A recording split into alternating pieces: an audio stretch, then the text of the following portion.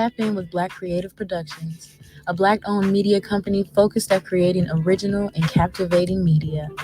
From commercials to photo shoots to publications, we have all the tools that you need to build your business up. Follow us on Facebook and Instagram at Black Creative Productions to see all of the latest drops. Black Creative Productions, we are media. What is up, everybody? Happy Sunday. Robin here back in the building on another episode of Pillow Talk. I hope y'all doing good today. I hope y'all feeling the Holy Spirit. Holy Spirit activate. Y'all seen that? I love that. Love that TikTok. Anywho, okay, I got a special guest in the building. Definitely excited to have her on. Okay, she chiming in from Cali. Okay, we got some Cali in the area with us. She about to drop so much knowledge. A lot of y'all been asking more about financial literacy, so I definitely have somebody here that's going to give you just that. So excited to have Miss Sabrina on here with her business. Yes, Sabrina, thank you so much for being on Pillow Talk. Thank you for having me. Absolutely, absolutely. So I definitely want to get into your business, Latinas on Wall Street. Okay, for those that don't know, I think that's the dope name, by the way, too. Thank you.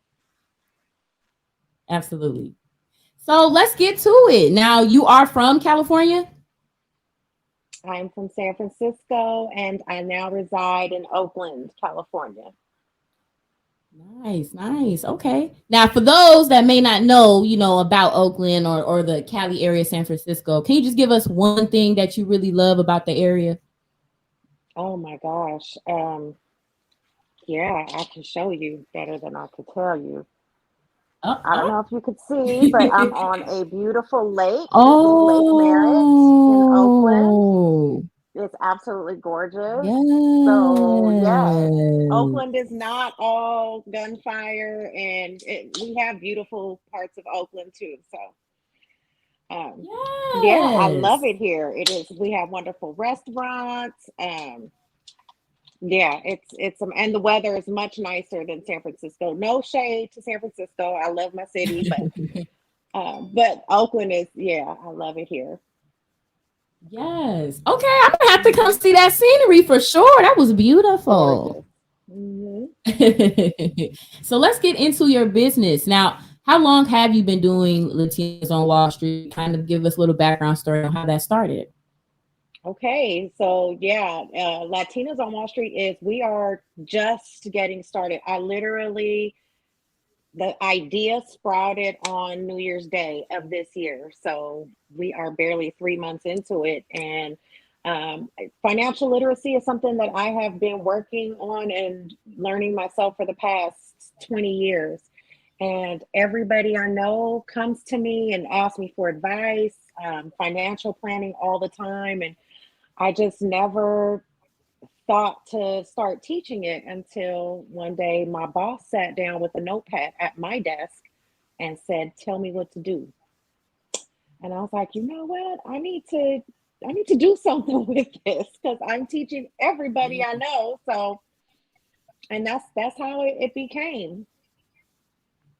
I love that. That's amazing. Now, a little bit too about your story on your website. I definitely checked that out. And you stated how you were kind of living in that cycle of, paycheck to paycheck initially. And you just got to a point, I guess, where you were like, I got to stop this. So, I mean, for people that are still kind of in that cycle, how did you deal? I mean, what was that moment where you were like, let me really try to, learn more about financial literacy?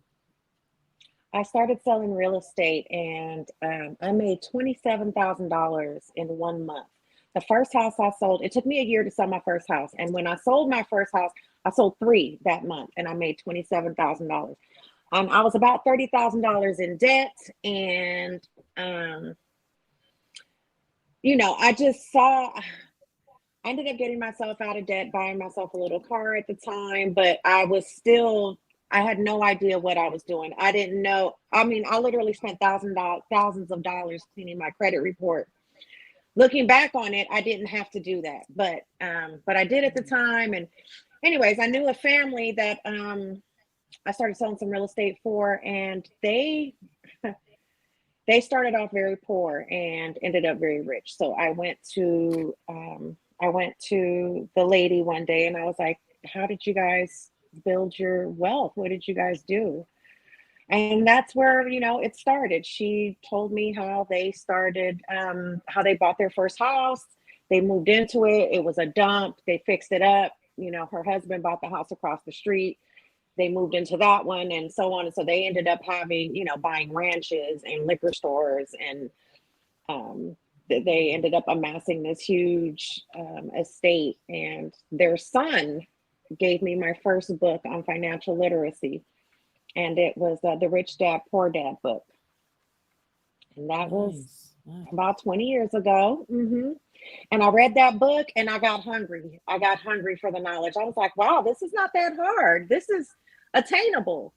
And so I did. I started reading every book I could find, and I started putting it into play. And as the years went on, it didn't happen overnight. That's the thing that people probably want to hear, is that, oh, I amassed this wealth overnight. It didn't. You start brick by brick, right? So I started with, having a regular job and putting into my retirement account.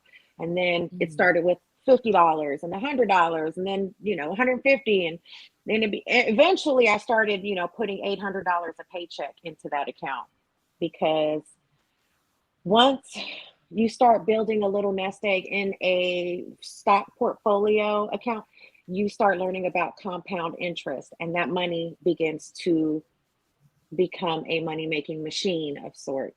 And you start to see it turning over faster than you can make it. And that's when it clicks. Yes. You can be rich. Okay. Yeah. I love that. And I love the whole story too. You kind of finding some mentors to kind of help you in that transition. Like, that's very beneficial for sure. It was wonderful of them to share it with me, because a lot of people at that time, and people don't like to share, it's kind of the mentality of the crabs in the bucket. People don't want to see other people doing better than them or as well as them. But when you have a formula that can work for anybody and we can all benefit, and it's not a competition, then your mindset changes. And I just appreciate them for sharing that with me, because it changed my life. And now I want to help other people change their lives. Absolutely. Yes. And you definitely are changing lives. So your motivational, speaking as well, I mean, did that also come into play as you got more into your financial literacy?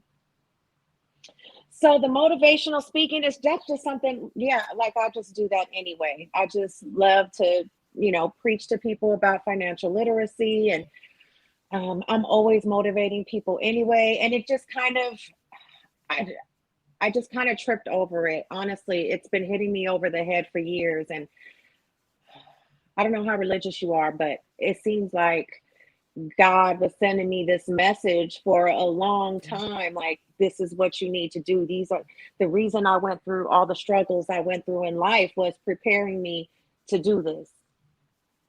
So yeah, it just kind of came to me one day, like, this is what you need to be doing, because you're already doing it anyway. You're doing it for free. You enjoy doing it. Expand and share it with the world. Absolutely. You got to share your gifts. You definitely got to share those gifts. I love that. Yes. Now, I do want to ask, do you feel like with, Latinas on Wall Street, are you feeling like, some minorities aren't taking full advantage of financial literacy? And, are you kind of being that, person, that figure that can kind of pave that way as well? Oh gosh. I know there's a few platforms out there, but specifically for Latinas, let me not stutter. I saw a few other platforms, and when I saw what they were teaching, I was like, wow, they're teaching the same thing that I already teach to my friends. I should be putting this out there. But let me find somebody that looks like me, another Latina. Let me find her and let me support. And I started looking for her, and I could not find her. So I was like, well, maybe this is This is my reason. Maybe this is for me. Because it's important that we all have somebody that represents us, right? And Absolutely. I just couldn't find that for us. Like, I mean, I know there is Latino Wall Street on YouTube, and I saw them, but it's all Spanish speaking. I don't speak good Spanish. Like, my Spanish is broken. I was born in the Bay Area. I was raised in an English speaking household. So where's my representative? I can't find one. So let me Mm. be it. Absolutely. Absolutely. I love that. And yes, that's definitely so important representation for that. I love how you just Okay. explained that. Having somebody that looks like you, that understands you, teaching you something like you should know. That's really amazing. Yeah, it's important for everybody to have that.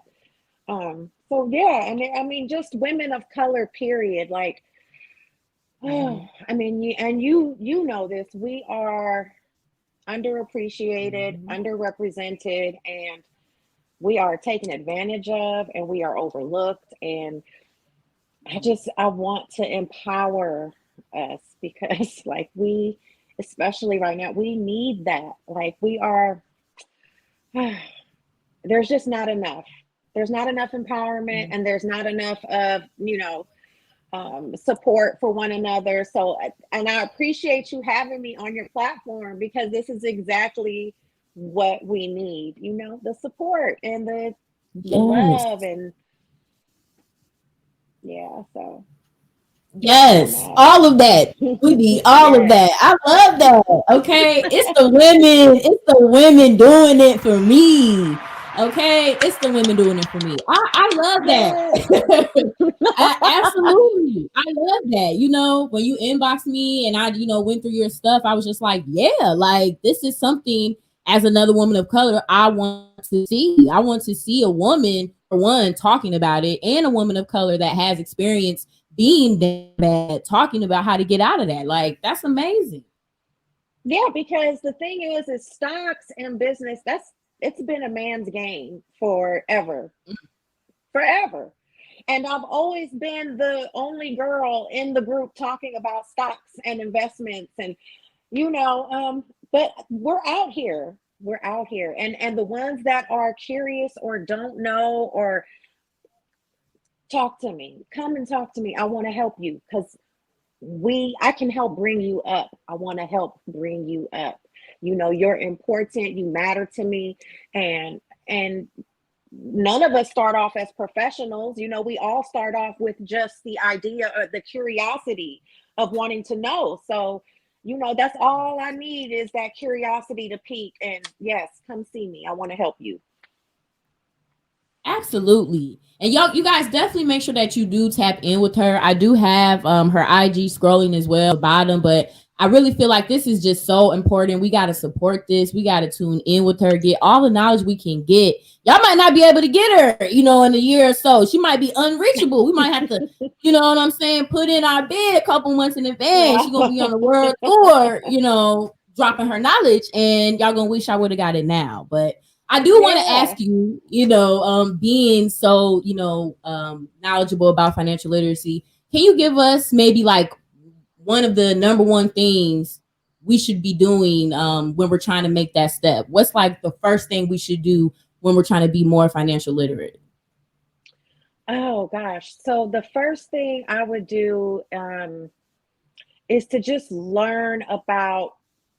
credit, learn about your credit, learn about the basics of investing. What is investing? What does it even mean? Um, you don't have to be an expert. It's very, very basic. Some of the books that got me started that I'm going to recommend is I'll just recommend two, and they're super. If you know absolutely nothing about investing or financial literacy, Rich Dad Poor Dad by Robert Kiyosaki, and The Automatic Millionaire by David Bach. The Automatic Millionaire is what um, put me on to investing in my retirement account. So the basic premise of that book is if you max out your retirement account, your entire working life, you will retire a millionaire automatically. If you do nothing else but do that, you will retire a millionaire.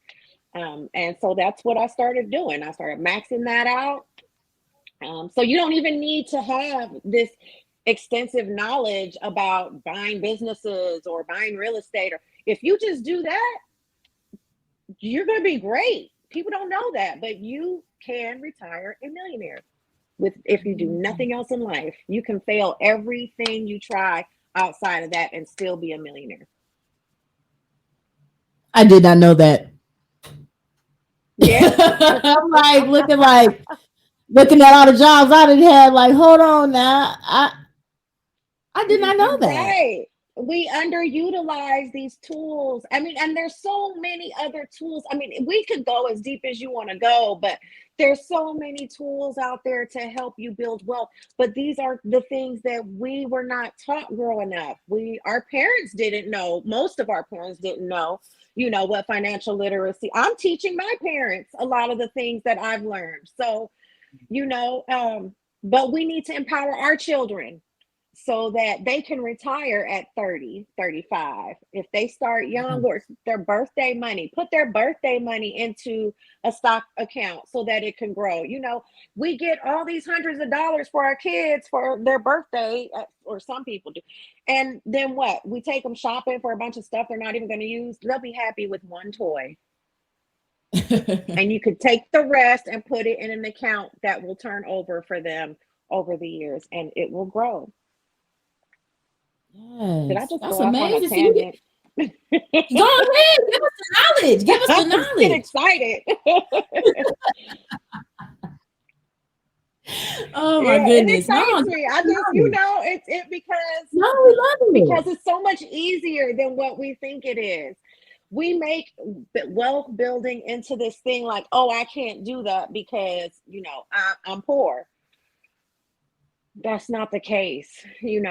It's attainable for all of us, for everybody. You could be a Starbucks worker and you can amass wealth.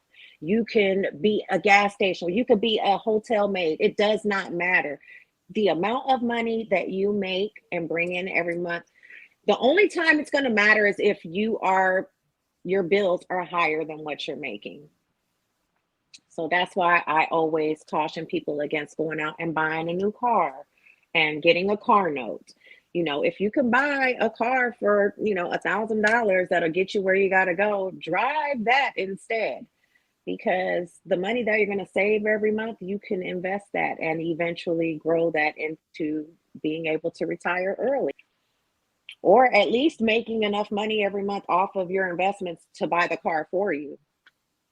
Yes. Where you're not having Absolutely. to work for it every month,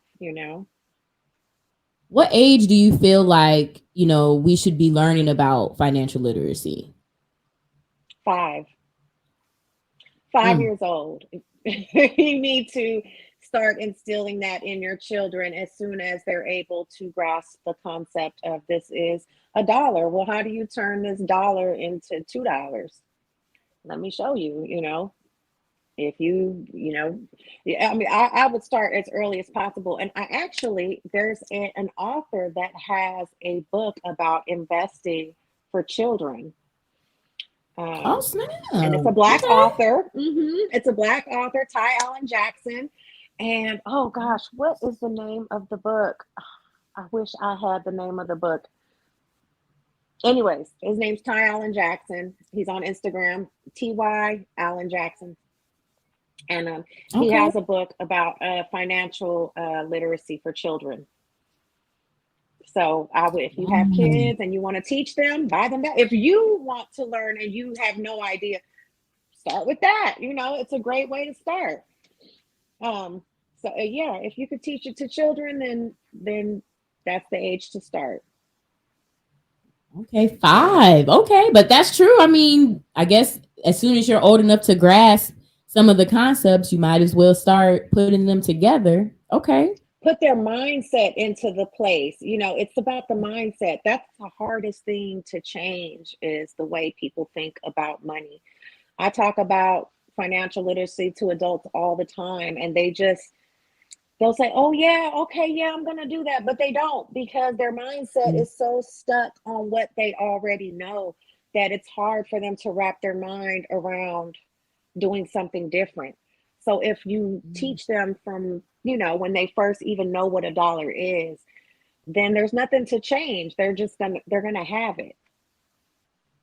Absolutely. Absolutely. I love that. When I had my kid, okay, as soon as you hit 5, just know you're gonna be learning about financial literacy. Okay. I've I been mean, told it's 5 immediately, now. yes. That's it. That's it. That's it. Okay. That's it. Another thing too that you talk about as well on her page, she's always dropping gems, and you mentioned too about how we shouldn't be spending all this money when we get it, back right away. So like, what's another major mistake I'll say we make when it comes to saving money? Oh gosh, there's so many. The one of the biggest mistakes people get when they get a lump sum of money is they want to go and spend it on something nice and treat. And I'm not saying don't treat yourself. Treat yourself, but you definitely want to take. If I get $1,000 right now, I'm going to take probably 750 of it, and I'm going to put it into my stock account, and I'm going to invest it. Or I'm going to take it and invest it into my business. I'm going to buy some ads for Latinas on Wall Street, or, pay somebody to help me with. I'm going to invest it in some form or fashion.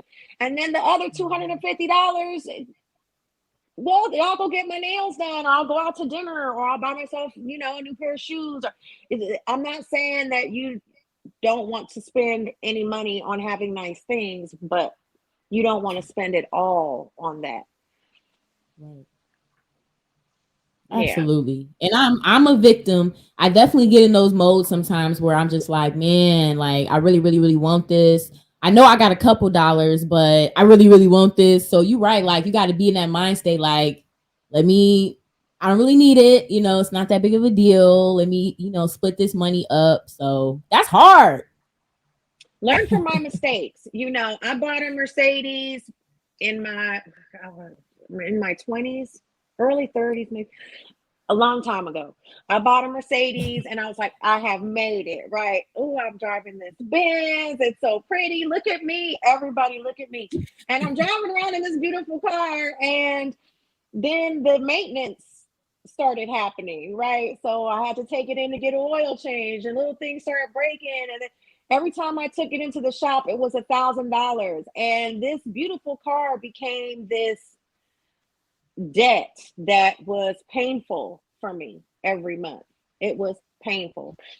And so I got rid of the car. I drive a Honda Accord now. The oil change is $60. The first time I took it in for oil change, I was like, really? What? How much is that? But I bought that car. I paid it off. I have my pink slip. I own it. It's mine. And I don't ever want to see a car note again, because instead of spending $500 a month on a car note, that money is being invested every month. So that's just, that's the mindset we need to be in. Like, forget a car note. The car note is crazy. Unless that car is making you money, unless you're renting the car out and it is pumping out money for you, a car note to me at this point is just crazy. My daughter, I won't even let her get a car. She's Like, 19. She can't even have a car. No, because it's a bill that she does not need. that's true. It's unnecessary. Absolutely. That's Especially with true. Uber I and all feel that. that. I live in a city. I live in Oakland. Like, there's bus stops. There's, the train station is less than a mile. Like, no, we're not doing that. She said no. No, I agree. I paid my car off and I need a new car, but I am not even thinking about a car note. I'm like, I done went all this time without one. That is just like, I don't want to do it.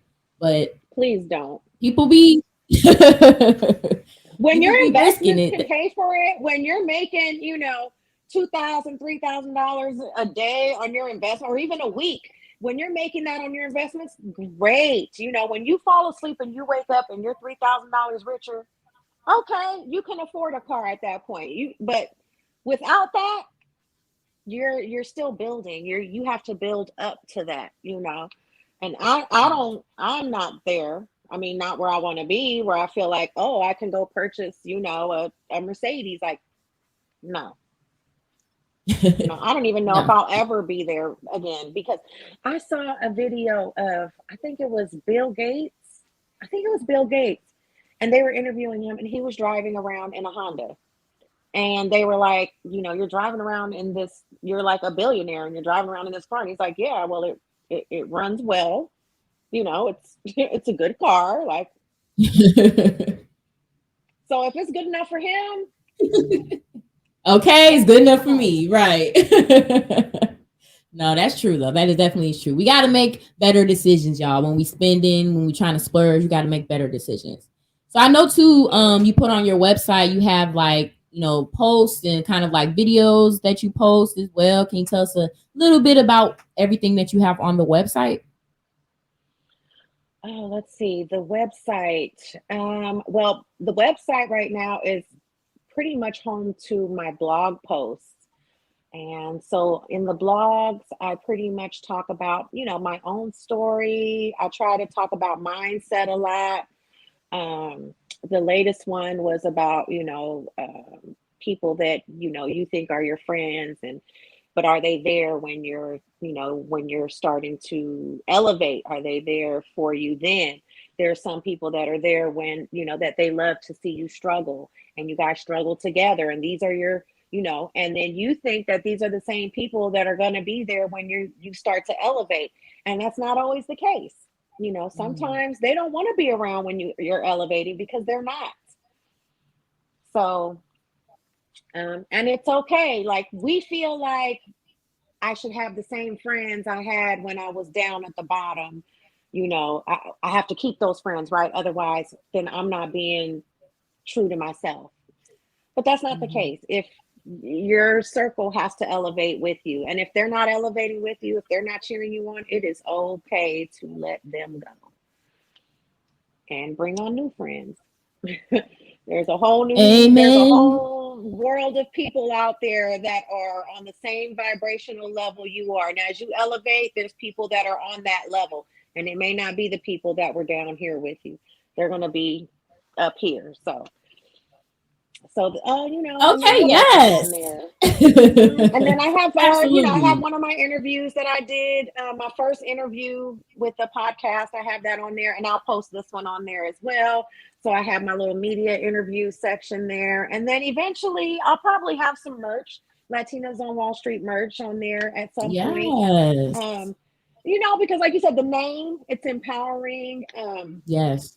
Latinas, we need that. We need that. Or anybody that wants to even support Latinas, because I'm with Black Girl Magic, and I support all the causes. And so, anybody that just wants to support Latinas in general, I think it's a powerful name, and I think it's something that Latinas can be proud to wear. And to just let people know in the room, like, I command respect. I am not just, however Latinas are stereotyped. They're either pretty, or they're, housekeepers, or they're watching your kids, or whatever the stereotype is. That we're not just that. We are capable. Absolutely. We're smart. We're out here doing business, and yeah.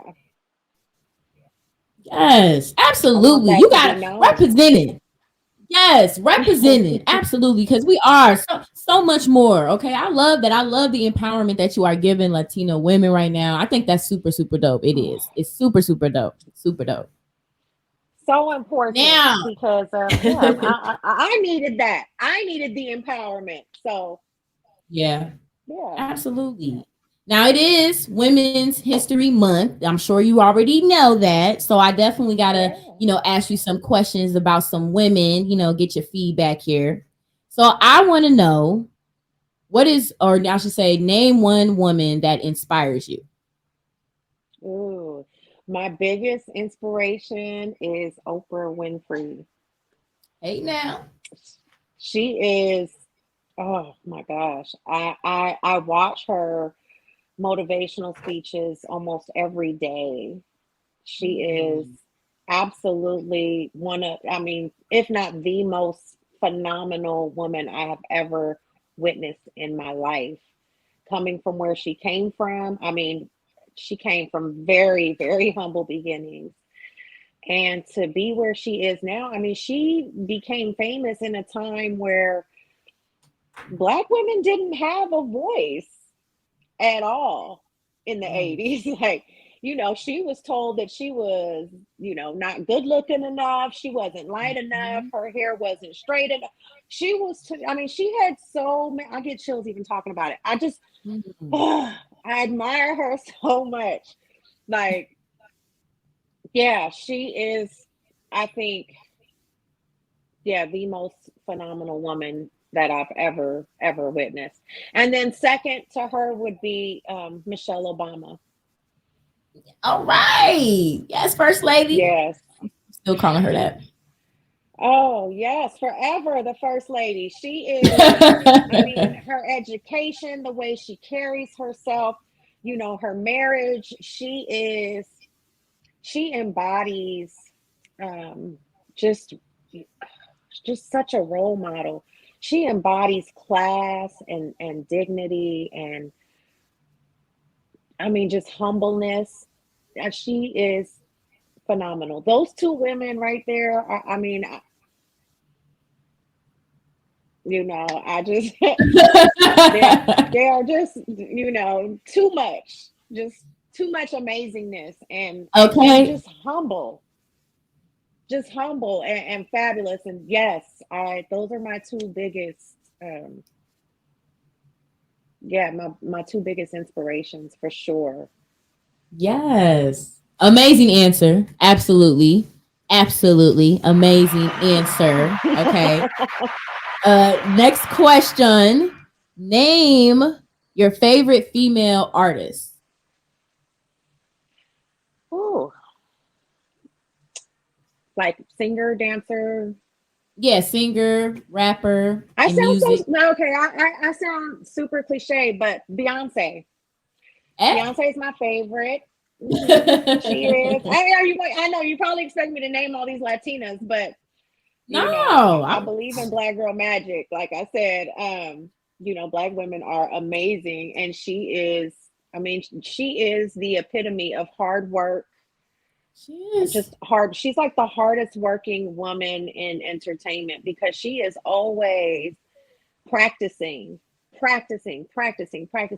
So that is a huge inspiration for me because if she's still practicing and she's at the level she's at, then I guess I have a lot more practice to do. Like, you know what I mean? Like these people are at the top of their game and they're still working and working every day, working so hard.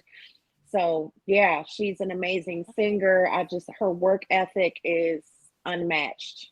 Unmatched, definitely unmatched. Yeah, shout out to B. Shout out to the Mhm. Queen Beehive.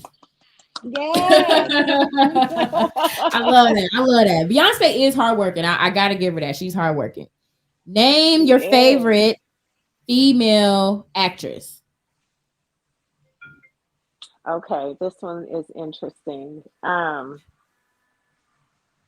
Oh gosh, and now that you asked me that, her name is okay, well, you know who one of my favorites is Barbara Streisand. Barbara Okay, Streisand. Yeah, that's a I legend. know, That's a right? legend.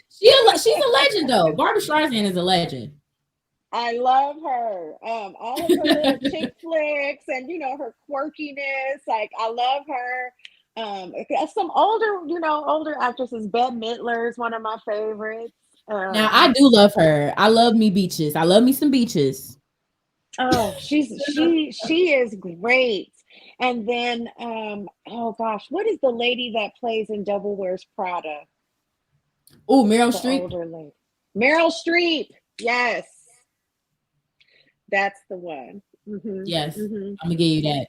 That's a Those are cold, my cold lady favorite right actresses. Oh, there. love her. Yes. You got a good list. You got a good Thank list. you. Yes. And then last but not least, name your favorite female superhero. Now, see, now that's a tough one because, oh, you know what? Catwoman. Is she a superhero? Would we consider Hey, her a we gonna throw in superhero? there. She's a superhero in her own way. You know, she's sexy. She's just, she's fly. Yeah, I just, her. Her, absolutely. I love that. I love that answer. I love that. Yes, Catwoman. Got a little Catwoman in you. Little Catwoman in you. Yes. No, that's dope. I love that. Now it is Sunday, and you have already made it pretty clear that you are a God-fearing woman. So Yeah. when we do Sundays on Pillow Talk, we always like to give a little sermon to the people, something to put them on a nice note. So the word for today's sermon is defeat.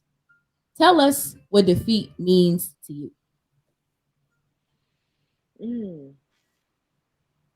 Defeat means I have an opportunity to come back.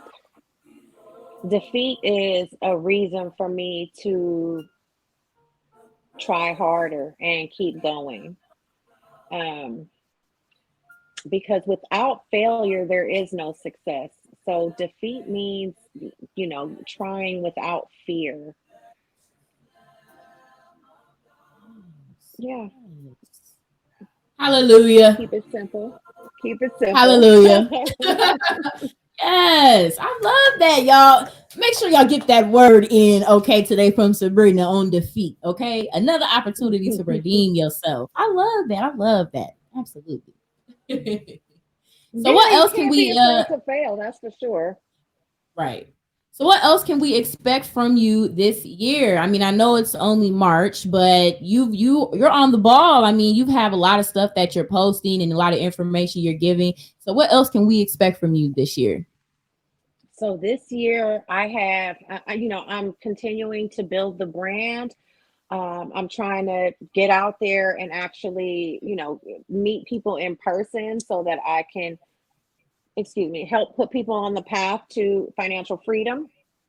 So I'm just going to continue doing what I'm doing, just continue educating, trying to keep things on a real basic kind of level so that somebody that doesn't know anything about it can pick it up and kind of create the roadmap for them to follow. So I'm just going to keep doing that. And I have a book that I'm writing now on financial literacy, and it kind of tells some of my story. And so that'll be coming out maybe next year, maybe sooner.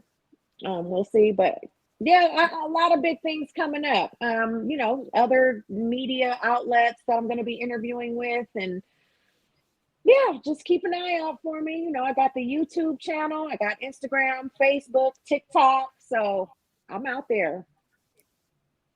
Everywhere. You everywhere. Trying. Yes. No, I love that. I really do love everything that you represent, Sabrina. Like, we said before, you are really, being that figure for the Latina, community. And really you're giving gems to everybody. Everybody that wants to better themselves financially should definitely be, tuning in with what you're dropping. I love it. I think it's super great. Thank you. And yeah, look, somebody told me today, just keep it simple, right? So I'm just trying to keep it on a very easy level to understand so that anybody can join in from absolutely, no knowledge. And yes, for Absolutely. everybody. I mean, it's not just for Latinas at all. This is for, everybody.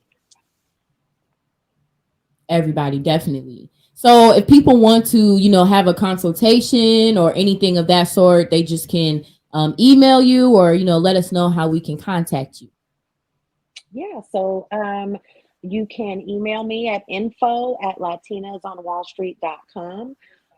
You can also go on the website, www.latinasonwallstreet.com, and there is a contact form there.